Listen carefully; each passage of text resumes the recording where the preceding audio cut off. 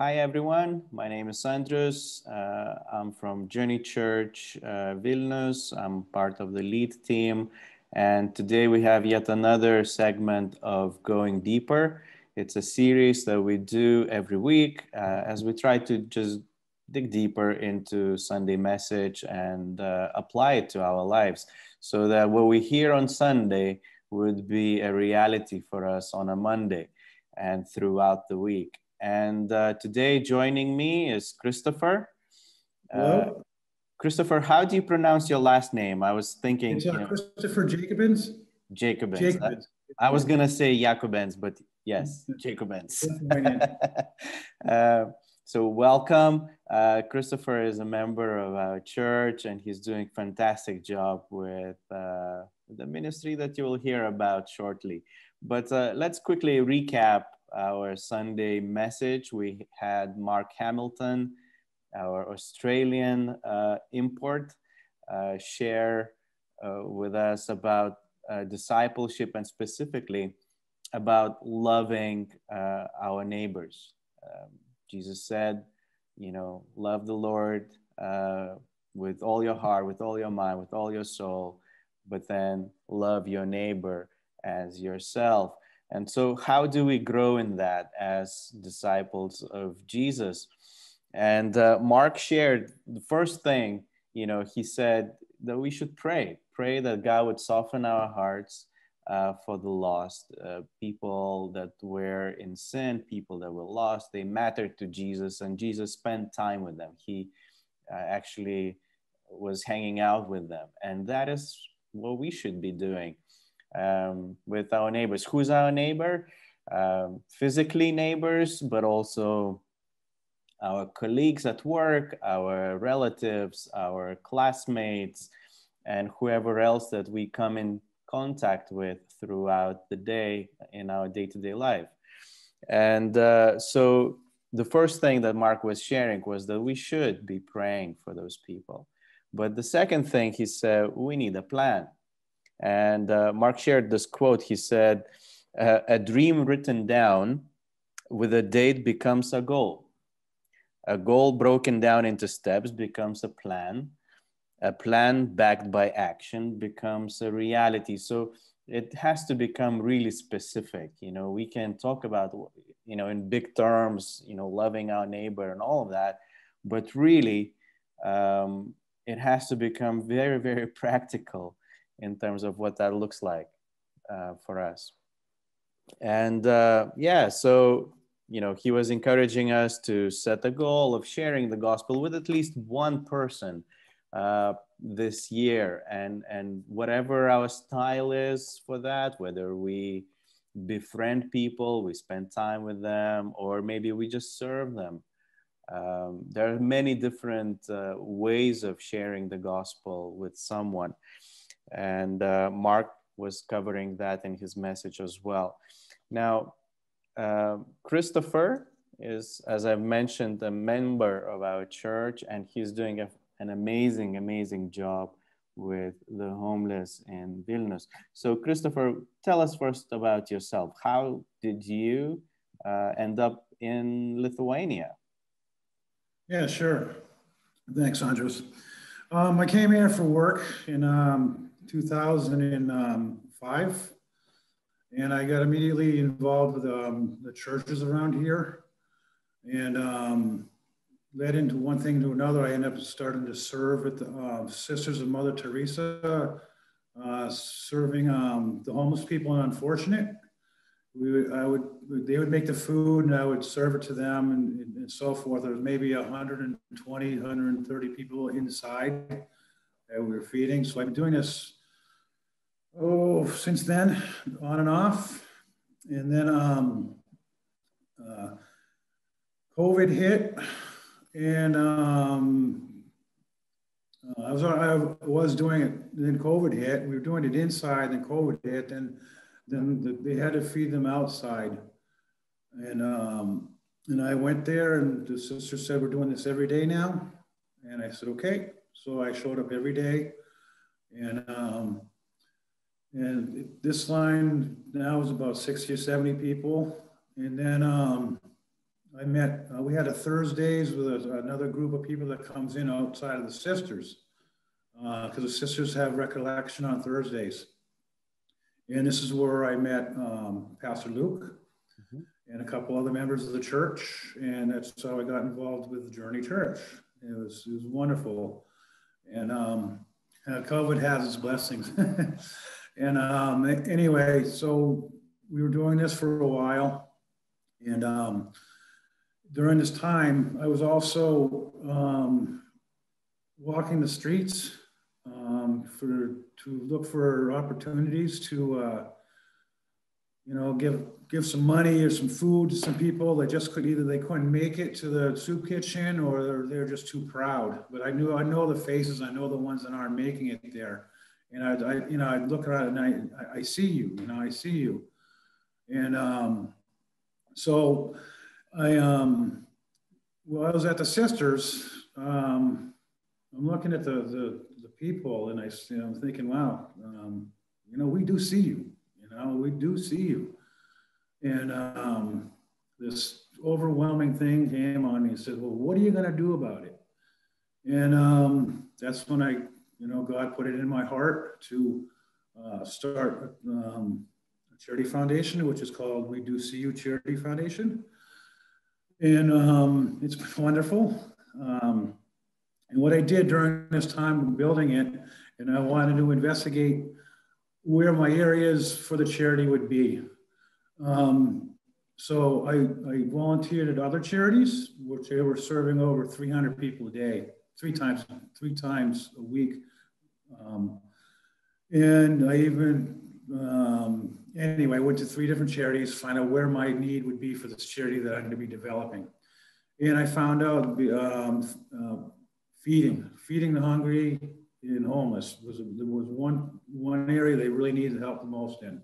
They got clothing covered, they got housing covered, they did all that. So Christopher, how big is this need in Vilnius? How big is this need of working with the homeless people and feeding the homeless people in Vilnius? Are there many? First of all, yeah, there's over 5,000. There's over 5,000 homeless people in Lithuania. Okay, that's homeless, and there's most of those are in our city, Vilnius, and that doesn't even account for all the people that can't afford food, which comes to our line, and we have people ranging from. Not many teenagers, but most of them are about mid-30s to elderly. And that's the majority of them. And 10% of our line is actual homeless people. So you figure 300 people, it's 30 homeless people that don't have a place to sleep. And could you tell us a little bit more about what led people to that situation? Is it just unfortunate joblessness and employment, or some other issues? Like I know in Lithuania, one of the common things is just simply that the elderly people cannot live on their pension and things like that, but most of them would have a place to stay. So what do they look like, the homeless people in Vilnius, if I could even say so? Yeah, well, I see. Well, you can identify, but hanging around them and being aware of our surroundings of the city, I do, because I make myself aware of them.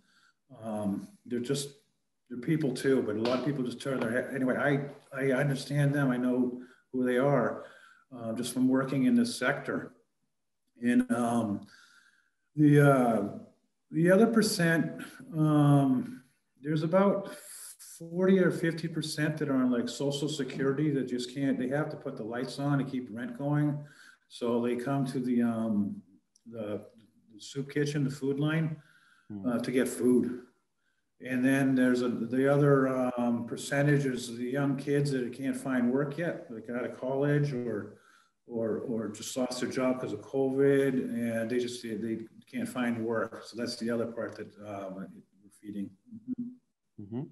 And just on a more personal level, maybe, Christopher, what has led you to work with the homeless? Why the homeless? There's a lot of different things that could be done in the country. Why the homeless?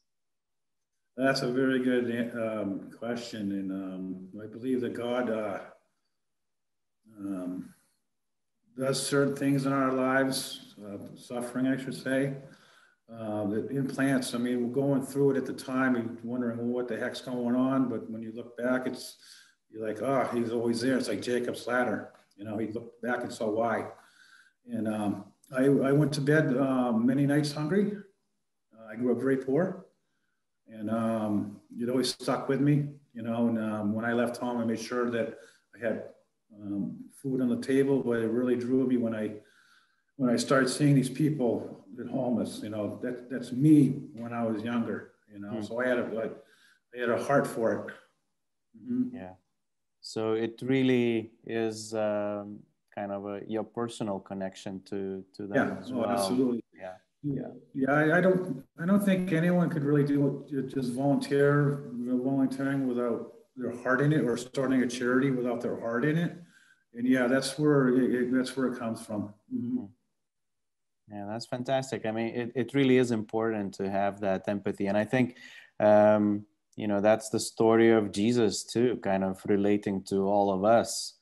Yes. He identified with us in our circumstances, whether, you know, you look through the Gospels, and it's Jesus reaching out to the tax collectors, to, you know, to the poor, to the lepers, the prostitutes, and whoever else. You know, he was always with the hurting people. And so I think what you're doing is, first of all, just incredible job. And you know, my salute to you. You know, it's such an important job. And you know, in Lithuania, for those who are watching from outside of the country, you know, even now it's super cold. It's very cold temperatures, so you can only imagine what it's like for the homeless people in these circumstances. It's difficult. And you know, Christopher, let's talk a little bit about your charity. So it's called We Do See You, and you've mentioned this thing that, you know, we notice the homeless people, we notice their struggle, we notice their pain, and we want to do something about it. That's the essence of the charity. Now, how can people get involved? What can they do? And what is the vision actually of the charity? Would you tell us about the next few years, maybe? What are you hoping to achieve? Yeah, first of all the glory goes to God. I mean, I'm just his worker. You know, I'm actually, I thank him for being, I thank him a lot for allowing me to work for him. It's awesome. But no, the charity, our vision is we're doing projects. You know, we're going to start off slow. The first project is the sisters, and we're going to spread out to the other charities where they're needing. So our first projects will be to feed people, and then we want to. It's pretty cool. We want to be the first mobile soup kitchen in Vilnius. So we have plans to purchase a food truck, and we'll be racing around town to each charity, and it's pretty cool. I'm excited about that. And even drive around town to look to those people I told you about earlier that just are too prideful to go, or just can't, healthy enough to walk, whatever. We would like to target them as well. But I'm really excited about the mobile kitchen part of it. And we're just getting going. Our first day is tomorrow. Our first day as a company is tomorrow. And basically, we get food from the food bank, and we bring it to a local restaurant, which is really cool because they are a charity as well. This restaurant, they hire people for second chance, drug addicts, alcoholics out of prison, so whatever. So it's awesome. It's like we're all a family, and it all kind of molds together. So it's been great. And then we'll have them do that for now until we're able to get the food truck online. Mm-hmm. And we'd love to have volunteers as time goes on. Right now, we have a group of people I told you about earlier on Thursdays, which Luke is part of. That the volunteers are good for this one project, but in the future, we are looking for just showing up. Actually, just showing up means a lot to these people. Mm-hmm. Like we do see you. Yeah. Mhm. So, we can maybe even after this call, as we post this on Facebook and YouTube, perhaps we can share some more specific details on how people could join that. So if it's volunteering and just showing up, as you've said, what the details would be, and if maybe we can share your contact information if that's okay. And yeah, people can just get in touch with you and become a part of what you're doing. The other thing is, you've mentioned, of course, the vision for a mobile soup kitchen and being able to go where the people are and bring the food where they are in their need. So obviously this requires finances, and you need money to purchase a van, I suppose, and all the equipment and all of that stuff. Could you share a little bit about the financial side of things? How much are you trying to raise at this point? And also maybe, if that's okay, again, after the call, we could post some information about where people could send the money if they would like to help in that way too. Yeah, no problem. We have an idea of where we want to be getting funding. First of all, we'll do crowdfunding. We'll be doing that. We're doing local church funding. We actually in Lithuania are allowed to give a percentage of your taxes to charities. We're going to target big companies, small companies, yeah, to give back into the society. And right now it's been like a week and a half now. I've been waiting for the bank to answer. They have a lot of questions, so we don't have a bank account open yet. Like we just got registered maybe 3-4 weeks ago. And so the process of getting all the documents and all the contracts and the bank open and all of that is taking a little longer than I expected, but we'll get there. So we'll have a local bank, and in America we already have TransferWise set up. So America, any funding from America, they can use a TransferWise account. And yeah, that's about it. Yeah. Okay. Mm-hmm. Thank you. And so, yes, we're going to put out those links maybe and account numbers where people can contribute both in Lithuania and in the States. And I would just like to address, our viewers. As a Journey Church in Vilnius, our hope, our desire, our mission is to make a difference in this city. We want to make disciples. We want to reach out to the lost. We want to reach out to those in need.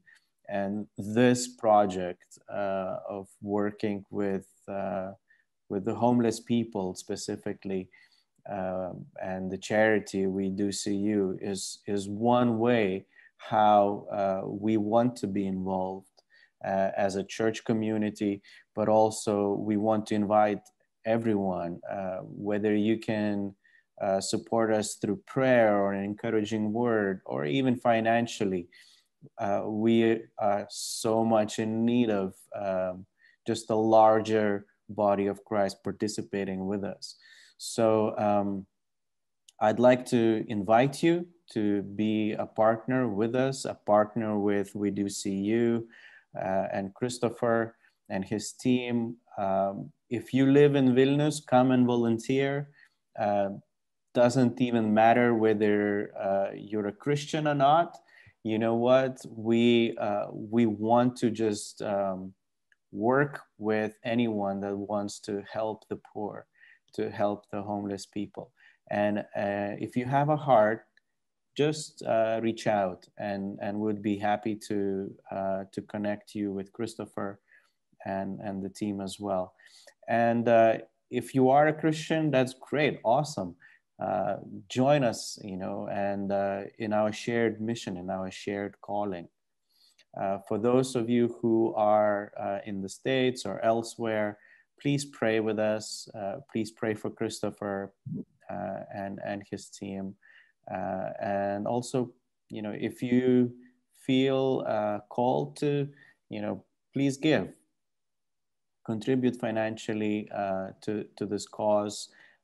Having a mobile soup kitchen would allow this charity to reach the people, especially those who are not even able to come to a